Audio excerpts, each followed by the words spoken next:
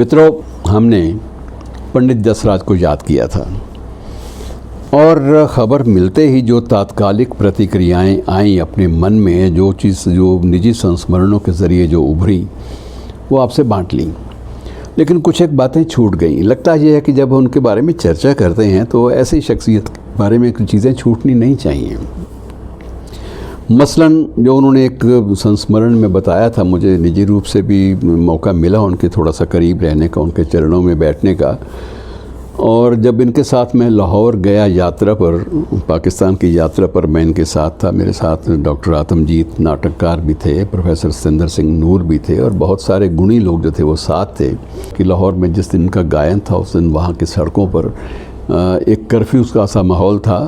बहरहाल मैं जो चीज़ छूट गई है उसका जिक्र करना चाहूँगा कि वहाँ इन्होंने अपने वक्तव्य में लाहौर को सलाम किया था, उस शहर को। इस शहर ने मुझे गायन की दुनिया में प्रवेश दिया और इसलिए मैं इस शहर को सलाम करता हूँ। और उन्होंने बताया कि वो एपिसोड अपने आप में एक रुचिकर है, जिसे जानना, जिसे बांटना आपस में बहुत ज़रूरी है। इन्होंने बताया कि 1946 में, गालिबन 1946 में, मैं सन आगे पीछे हो सकता है एक साल, लेकिन विभाजन से पहले की बात है।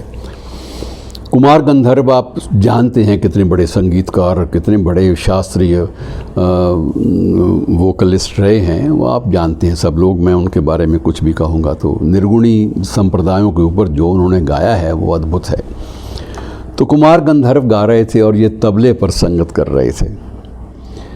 और कुमार गंधर्व का गायन जो है वो जादुई था, जैसे उनसे अपेक्षा की जाती है, उम्मीद लगाई जाती है, उससे भी कहीं बढ़कर वो उस दिन अपने रौ में थे। लेकिन बाद में एकाएक उन्होंने पंडित जसराज को पकड़ लिया कि पंडित क्या यार, तुम आज तबले पर थाप ऐसे दे रहे थे जैसे किसी मुर्दा पशु के चमड़े पर थाप दी जा रही हो। मेरा तबला जीते जी जिंदा है, तबले की आवाज़ जो है वो ज़िंदा होनी चाहिए। तुम्हारे आज वो मुझे मज़ा नहीं आया और मुझे तकलीफ़ हुई यार, तुमने उसको एक मुर्दा पशु का चमड़ा समझ के उसको थाप देनी शुरू की, तो मुझे वो आनंद नहीं आया आज अपने साथ संगत कराने का। और तुम इतने बढ़िया कलाकार हो, तुम ज़रा छोड़ो इस बात को, अगर नहीं मन लगता तबले में तो पंडित जी को लगा कि नहीं, ये ज़िंदगी में ये भी एक प्रेरणा का एक स्वरूप है। उन्होंने उसी दिन कसम खा ली कि मैं अब तबले पर कभी किसी की संगत नहीं करूँगा, अब मैं तबला नहीं बजाऊँगा, अब मैं गायन की दुनिया में ही आऊँगा। तो पंडित जी ने ये स्वीकार किया कि लाहौर की उस घटना ने उन्हें गायन की दुनिया में प्रवेश करने के लिए प्रेरित किया। और उसके बाद जो उन्होंने रियाज़ किया, और कुमार गंधर्व ने बाद में ये महसूस किया कि यार मैंने उस वक्त तुम्हें टोक कर बड़ा अच्छा किया, वरना भारतीय जो गायन है, जो शास्त्रीय गायन है, वो बहुत अधूरा, बहुत कम रह जाता। और मित्रों, ये भी एक बहुत बड़ी बात होती है, एक जिक्र और भी ये करना चाहूँगा कि पहली बार ऐसे हमारे भारतीय गायन संगीत में पहली बार ये आया, क्लासिकल संगीत में, शास्त्रीय गायन में, कि जब पंडित भीमसेन जोशी और दोनों ने एक गायन में जुगलबंदी भी की। जुगलबंदी इतने शिखर पुरुषों में कभी होती नहीं है, लेकिन हुई। और उस बात का भी श्रेय ये जाता है कि पंडित भीमसेन जोशी भी चाहते थे कि मेरे साथ इस जो मैं गायन प्रस्तुत करना चाहता हूँ, इसमें जुगलबंदी जो है ये पंडित जसराज ही कर सकते हैं। तो ये एक दूसरी घटना थी। तीसरी घटना का जिक्र जिसका मैं करना चाहूँगा कि पाकिस्तान से हम लोग लौटे तो ये 2003 की बात है। तो इन्होंने ये भी आते ही ये कहा कि मैं अपने गाँव जाना चाहूँगा। तो फ़ौरन इनके लिए राजकीय तौर पर, क्योंकि ये राजकीय अतिथि के रूप में इनको ले जाया गया था, स्टेट गेस्ट के रूप में, पाकिस्तान हरियाणा का अधिकृत शिष्टमंडल था जिसमें ये गए थे। तो इनके लिए विशेष व्यवस्था की गई कि अपने गांव ज़रूर हो आएँ। और मित्रों, जब ये अपने गांव गए तो आप हैरान होंगे कि वहाँ लोग, सारे भीड़ इकट्ठी लोगों की, क्योंकि वहाँ पहले डीसी के माध्यम से मैसेज पहुँच चुका था कि पंडित जी आ रहे हैं अपने गाँव में। तो गांव वाले सारे पंडित जसराज जिंदाबाद, पंडित जसराज जिंदाबाद करते हुए चारों तरफ से इनको घेर लिया। और ये एक बात पे बड़े हैरान हुए, भाई चुप करो, क्या है, तुम मुझे क्यों पंडित जसराज जिंदाबाद क्यों कहते हो? मैं तुम्हारा जसिया हूँ, तुम लोग मुझे जसिया के नाम से पुकारते तो मुझे ज़्यादा अच्छा लगता है, भाई मैं इसी मिट्टी का हूँ। और मित्रों, वो उस वक्त जब कार से उतरे तो उनका जो जेस्चर था वो बड़ा गज़ब का था। उन्होंने कार से उतरे, उस गांव की मिट्टी उठाई और उसका अपने माथे पे उसका तिलक किया और उस मिट्टी को अपने होठों से लगाया और बाद में होठ साफ़ कर लिए। लेकिन उस मिट्टी को चूमा, वो इसलिए कि इस धरती ने अगर मुझे जन्म ना दिया होता, यहाँ की सूंधी गंध मुझे बचपन में ना मिली होती, तो मैं संगीत की दुनिया में क्या था, कुछ भी नहीं। तो इस प्रकार से ये जो बड़े आदमियों की जो बड़ी बातें होती हैं, इनको भुलाना जो है वो भी अच्छा नहीं होता, उनको याद कर लेना चाहिए। इस तरह ज़िंदगी जीने का एक बिल्कुल अलग से सलीका मिलता है। और उनके बारे में एक छोटी सी बात और घटना का जिक्र करके मैं इस बात को क्योंकि ये विषय ऐसा लंबा है, जितना छेड़े जाएं उतना ही ये छिड़ता चला जाएगा और इसका कोई अंत नहीं होगा। तो बनारस की बात है।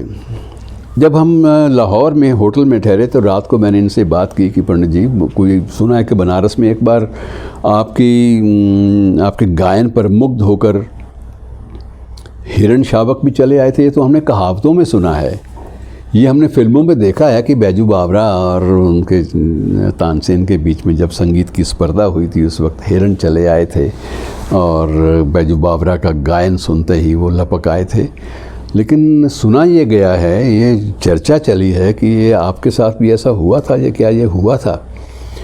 तो उन्होंने कहा, भाई मैं कह भी दूं तो क्या फ़र्क पड़ता है, तुम लोग कौन सा यकीन कर लोगे, लेकिन मैं चाहूँगा कि तुम फ़ोन करो, एक नंबर मैं तुम्हें देता हूँ, यहाँ से मिलाओ, बनारस का एक नंबर, वो बूढ़ा अब तक ज़िंदा होगा। और नंबर उन्होंने दिया और उन्होंने कहा कि इसको आवाज़ इसकी ऊंची रखो और इसको साइलेंस टोन पे ना रखना, इसको बिल्कुल वोकल रखना ताकि सब लोग यहाँ बैठे सुन सकें। और तुम सवाल करना, ये मत बताना कि पंडित जी पास बैठे हैं। फ़ोन मिलाया, मैंने ख़ुद बात की, पूछा कि मैं इस तरह से भारत से बोल रहा हूँ और इस समय हम लाहौर आए हुए हैं यात्रा पे, और यहाँ कुछ लोगों ने ये बात बताई है कि बनारस में ऐसी घटना घटी थी, क्या वाकई ऐसा हुआ था? तो उस शख्स ने तायद की, जी बिल्कुल ऐसा हुआ था और हम लोग अब तक उस घटना को भूल नहीं पा रहे। मैं बूढ़ा हो गया हूँ, मेरे सारे दांत झड़ चुके हैं, लेकिन वो घटना मुझे अब तक याद है कि मैंने भी फिल्मों में देखा था, सुना था, किंवदंतियों में, कहावतों में, लेकिन ये ऐसा उस दिन हुआ। पंडित जी की ज़िद थी कि पंडित जी आधी रात के बाद, पंडित जसराज जी 12 बजे के बाद अपना गायन शुरू करेंगे।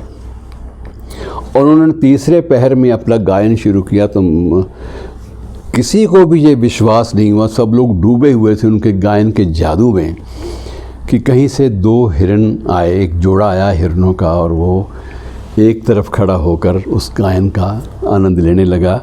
और वो तब तक जोड़ा वहाँ पर मौजूद रहा जब तक पंडित जी गाते रहे। जब पंडित जी की आंख खुली, जब गायन समाप्त हुआ, तो उसके बाद जोड़ा भी वो कुलांचे भरता हुआ वहाँ से चला गया। तो हमने ये देखा है। तो उस बंदे ने गवाही दी और उसने कहा, जी अगर आपको यकीन ना आए तो अभी भी उस घटना के जो गवाह हैं, बहुत सारे लोग अभी ज़िंदा हैं। आप जब भी कभी आएँ बनारस में तो आपको उन लोगों से मिला भी सकता हूँ। हम सब ने ये करिश्मा देखा है। तो बड़ी अजीब बात लगी, पंडित जी से खुशी भी हुई कि एक घटना की तायद भी की।